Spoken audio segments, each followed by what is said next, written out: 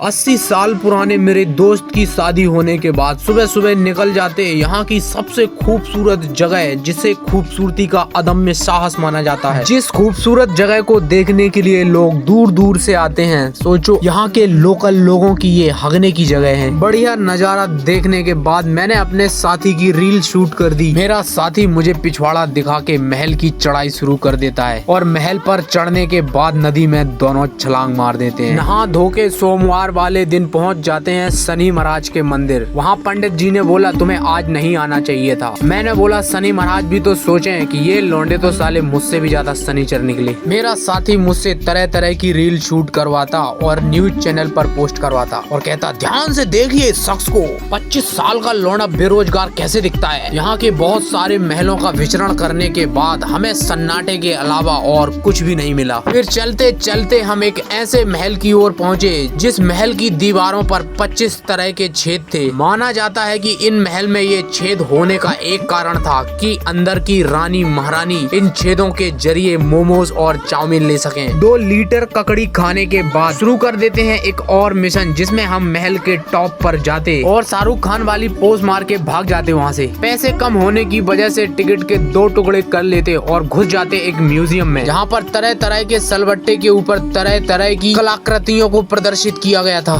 ऐसा दर्पण जिसमें हमारे ही अलग अलग वेरिएंट हमें देखने को मिले, कभी लंबा तो कभी मोटा तो कभी गांठा तो कभी नाटा। उसके बाद हमें वो शाही तलवारें दिखी जिससे राजा महाराजा अपनी सेना के लिए सलाद काटा करते थे। ऐसी लंबी लंबी बंदूकें जिनमें कभी जंग न लग जाए इसलिए इनको कभी जंग में ही नहीं ले जाया गया। कहते हैं राजा महाराजा आम के बड़े शौकीन हुआ करते थे तो अपने आंगन में आम का पेड़ लगाते और आम खाते और बिस्लरी का पानी पीते। पहली बार मुझे हिस्ट्री पढ़ाने का मौका मिला। मैंने कहा ये नहीं पढ़ा सकता यार, ये तो मैंने पहले ही डिलीट कर दी।